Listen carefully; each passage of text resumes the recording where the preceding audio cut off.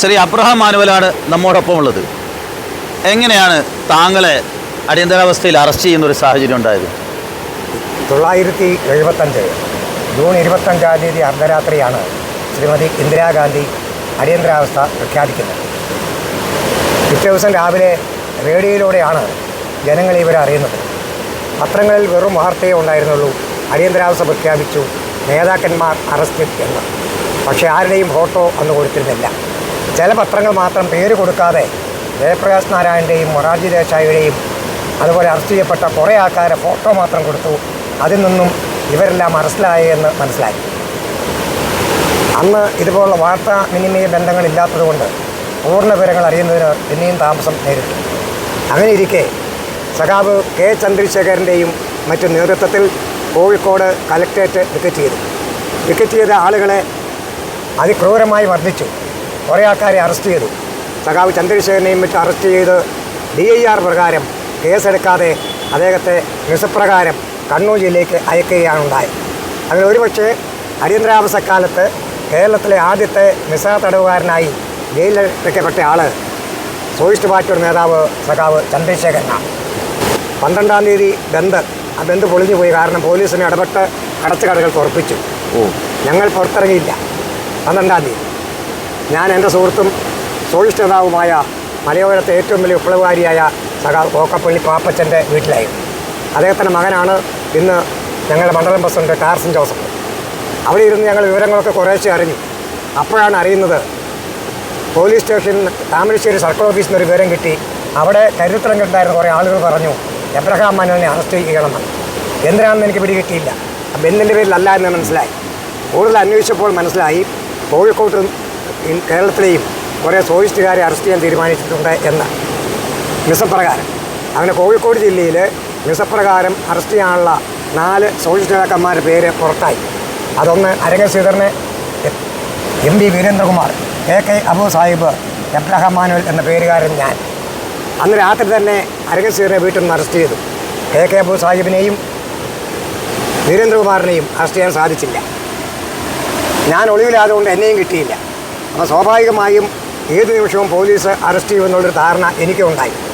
ആ നിലയ്ക്ക് പെട്ടെന്ന് അറസ്റ്റ് കൊടുക്കേണ്ട, ഒളിവിലിരുന്ന് എന്തെങ്കിലും കാര്യങ്ങൾ ചെയ്യാനുള്ള തീരുമാനത്തിൽ എത്തിച്ചേർന്നു. അന്ന് സഖാവ് നേതാക്കന്മാരിൽ അറസ്റ്റായതുകൊണ്ട് സഖാവ് V കുട്ടികൃഷ്ണനായ ചെയർമാനും PI യൂട്യൂബ് സെക്രട്ടറിയുമായ ഒരു ആക്ടിംഗ് കമ്മിറ്റി പാർട്ടിക്കുണ്ടായി സംസ്ഥാന ലെവലിൽ. ഞാൻ അവരുമായി ബന്ധപ്പെട്ടു. അങ്ങനെ കോഴിക്കോട് ജില്ലയുടെ നാനാഭാഗങ്ങളിലും തിരുവാമ്പാടി മണ്ഡലത്തിൻ്റെ വിവിധ ഭാഗങ്ങളിലും ഒളിവിലിരുന്നുകൊണ്ട് പാർട്ടിയുടെ സംഘടനാപരമായ കാര്യങ്ങളും അടിയന്തരാവസ്ഥയ്ക്കെതിരെയുള്ള പ്രവർത്തനങ്ങളും എന്നെ കൊണ്ടാകുന്ന വിധം ചെയ്തു. പോലീസ് വളരെ ജാഗരൂകരായി എന്നെ പിടിക്കുന്നതിനുള്ള ശ്രമങ്ങൾ ചെയ്തു. പക്ഷേ മലയോരത്തെ എല്ലാ ഊടുവഴികളും ഇടവഴികളും അറിയാവുന്നതുകൊണ്ട് അന്ന് വാഹന സൗകര്യം കുറവായതുകൊണ്ടും എന്നെ പിടിക്കുന്നതിന് പോലീസിന് സാധിച്ചില്ല. പിന്നീട് പോലീസ് മണത്തറിഞ്ഞു. ഞാനിരിക്കുന്ന വീടുകൾ, എൻ്റെ ബന്ധുക്കളുടെ വീടുകൾ, എൻ്റെ കുടുംബക്കാരുടെ വീടുകളെല്ലാം പോലീസ് റെയ്ഡ് ചെയ്തു. ആളുകളെയെല്ലാം പീഡിപ്പിക്കാൻ തുടങ്ങി. അങ്ങനെ ഇരിക്കുകയാണ് അടിയന്തരാവസ്ഥയ്ക്കെതിരായി കേരള സംസ്ഥാനത്തെ എല്ലാ മണ്ഡലാസ്ഥാനങ്ങളിലും ആഗസ്റ്റ് 9-ാം തീയതി കിറ്റുംകാരനമായ അന്ന് ഒരു പ്രകടനം നടത്താൻ തീരുമാനിച്ചു. അന്ന് പ്രകടനം നിരോധിക്കപ്പെട്ട കാലമാണ്. പ്രകടനം നടത്തിയ അസാധ്യമായ കാര്യവുമാണ്. അങ്ങനെ തിരുവാമ്പാടി മണ്ഡലം കമ്മിറ്റി ഞങ്ങൾ രഹസ്യമായ യോഗം ചേർന്ന് ആഗസ്റ്റ് 9-ാം തീയതി ക്വിറ്റ് ഇന്ത്യാ ദിനം പ്രമാണിച്ച് തിരുവാമ്പാടിയിൽ അങ്ങാടിയിൽ ഒരു പ്രകടനം നടത്താൻ തീരുമാനിച്ചു. അതിനിടയ്ക്ക് സ്റ്റേറ്റ് കമ്മിറ്റിയുടെ മറ്റൊരു സർക്കുലർ വന്നു.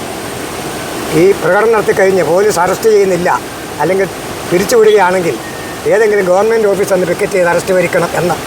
ആലോചിച്ച് നോക്കുമ്പോൾ ആഗസ്റ്റ് 9 ഒരു അവധി ദിവസമായതുകൊണ്ട് ക്വിറ്റ് ഇന്ത്യാ ദിനം ആഗസ്റ്റ് 8-ലേക്ക് വെക്കുന്നതിനും അന്ന് പ്രകടനം നടത്തുന്ന തീരുമാനിച്ചു. അങ്ങനെ തിരുവാമ്പാടി മണ്ഡലം കമ്മിറ്റി ഏതാണ്ട് 11 പേരെ അന്ന് തിരുവാമ്പാടി അങ്ങാടിയിൽ പ്രകടനം നടത്തി അറസ്റ്റ് വരിപ്പിക്കുന്നതിനെ ചുമതലപ്പെടുത്തി. അവരെ കണ്ടുപിടിച്ചു. തിരുവാമ്പാടി ജംഗ്ഷനിൽ ഒരു സഖാവ് കൊടിയുമായിട്ട് മുദ്രാവാക്യം വിളിക്കുമ്പോൾ ബാക്കി ആളുകൾ ആ കൂടെ അണിനിരക്കാനാണ് തീരുമാനം. അതനുസരിച്ചുള്ള ആളുകൾ സംഘടിപ്പിച്ചു.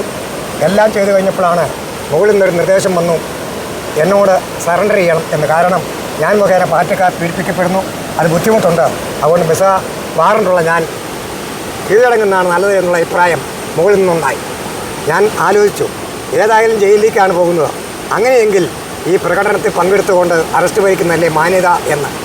അങ്ങനെ ആഗസ്റ്റ് മാസം 8-ാം തീയതി രാവിലെ 9:30 മണിക്ക് തിരുവമ്പാടി ജംഗ്ഷനിൽ ഞങ്ങൾ ഒത്തുകൂടി 8-10 പേരുന്ന ആളുകൾ.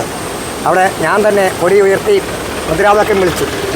അന്ന് മുദ്രാവാക്യം വിളിയും ജാഥയും ഒരു അഭൂത പ്രതിഭാസമായതുകൊണ്ട് തിരുവമ്പാടി അങ്ങാടിയിലെ ആളുകളെല്ലാം തടിച്ചുകൂടി.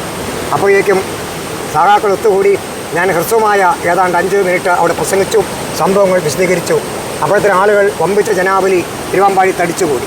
അവിടെ നേരെ ഞങ്ങൾ മാർച്ച് ചെയ്തു. ആ മാർച്ച് ചെയ്ത് നേരെ പോസ്റ്റ് ഓഫീസിലേക്കാണ്. ആ പോസ്റ്റ് ഓഫീസിന് തൊട്ടടുത്താണ് തിരുവമ്പാടി പോലീസ് സ്റ്റേഷൻ. അതിന് നേരെ മുമ്പിലാണ് തിരുവമ്പാടി സെക്രട്ടേറിയറ്റ് UP സ്കൂൾ. ആ സ്കൂളിലെ ഹെഡ് മാസ്റ്റർ എൻ്റെ അളിയനാണ്. എൻ്റെ 2 സഹോദരിമാർ അവിടുത്തെ ടീച്ചേഴ്സാണ്. എൻ്റെ ബന്ധുക്കളും കുടുംബക്കാരുമായ നിരവധി വിദ്യാർത്ഥികളും അവിടെയുണ്ട്. ഏതായാലും കുരിശുപള്ളി ജംഗ്ഷനിൽ നിന്ന് ഞങ്ങൾ ജാഥ വളരെ ആവേശത്തോടു കൂടി നേരെ മുന്നോട്ട് പോയി. ആയിരക്കണക്കിന് ആളുകൾ ഈ ജാഥ കാണാൻ തടിച്ചുകൂടി. അടിയന്തരാവസ്ഥയെ വെല്ലുവിളിച്ചുകൊണ്ട് ഒരു ജാഥ നടക്കുക ഒരു അത്ഭുതമാണല്ലോ എന്ന് ആളുകൾ അന്തം വിട്ടു. ചില ആളുകൾ താല്പര്യത്തോടെ വീക്ഷിച്ചു. ചില ആളുകൾ ഞങ്ങൾക്ക് കിട്ടിയിട്ട് തല്ല് കണ്ട് ആസ്വദിക്കാൻ നമ്മുടെ എതിരാളികളും കൂടി. അങ്ങനെ ചുരുക്കം പറഞ്ഞാൽ തിരുവമ്പാടി ജംഗ്ഷനിൽ നിന്ന് ഏതാണ്ട് 500 മീറ്റർ അകലെയുള്ള റോഡിൻ്റെ ഇരുവശങ്ങളിലും പുറകിലുമായി ആയിരക്കണക്കിന് ആളുകൾ ഈ ജാഥയെ അനുധാവനം ചെയ്തു. ഞങ്ങൾ നേരെ തിരുവമ്പാടി പോസ്റ്റ് ഓഫീസും പോലീസ് സ്റ്റേഷനും സ്ഥിതി ചെയ്യുന്ന അവിടെ എത്തുമ്പോഴേക്കും ഇതാ വമ്പിച്ചൊരു പോലീസ് സന്നാഹം അവിടെ. അന്ന് ഏതോ കാരണവശാൽ മർദ്ദക പേരിൽ പേര് കേട്ട DSP ലക്ഷ്മണ അന്ന് ഇൻസ്പെക്ഷന് വരുന്ന ദിവസമായിരുന്നു. അതുകൊണ്ട് DYSP സുലൈമാൻ റാവുത്തർ ഉണ്ട് സ്ഥലത്ത്. ഈ ജാഥ കണ്ടപ്പോൾ പോലീസിനാകെ ദേഷ്യമായി. അത് DSP ലക്ഷ്മണയുടെ വെല്ലുവിളിയാണെന്ന് അയാളെ കണക്കാക്കി. അയാൾ ഞങ്ങൾ 11 പേരെയും നേരെ പിടിച്ച് നേരെ അകത്തിടാൻ പറഞ്ഞു. അകത്തിടുക മാത്രമല്ല, എല്ലാവരെയും വസ്ത്രങ്ങൾ മാറ്റി ലോക്കപ്പ് ഇടാൻ പറഞ്ഞു. ചെറിയ ലോക്കപ്പാണ്, വാടകയ്ക്കുള്ള കെട്ടിടമാണ് പോലീസ് സ്റ്റേഷൻ. അങ്ങനെ നേരെ ലോക്കപ്പിലിട്ടു. എല്ലാവരെയും അടിക്കാൻ പറഞ്ഞു. അങ്ങനെ 10-20 പോലീസുകാർ ഒന്നിച്ച് കയറി വന്ന് ഞങ്ങൾ 11 പേരെയും അതിക്രൂരമായി മർദ്ദിച്ചു.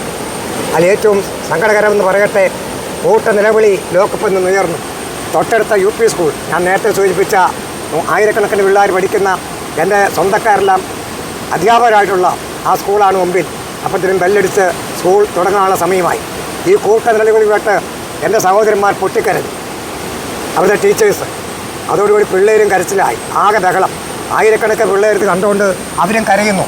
ദയനീയമായ സിറ്റുവേഷനിൽ ക്രൂരനായ DSP ലക്ഷ്മണ അവരെയും അടിച്ചൊതുക്കാൻ പറഞ്ഞു. അങ്ങനെ ആ വിദ്യാർത്ഥികളെയും അടിച്ചൊതുക്കി. കുറേ കഴിഞ്ഞു.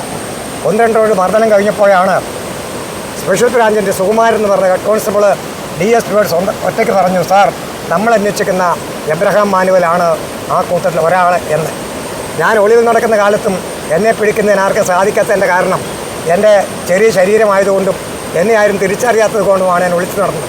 പക്ഷേ SPക്കും അതിശയമായി, ഞാനാണ് എബ്രഹാം മാനുവൽ. കുറേ അവനെ അങ്ങോട്ട് കൊണ്ടുവരാൻ പറഞ്ഞു.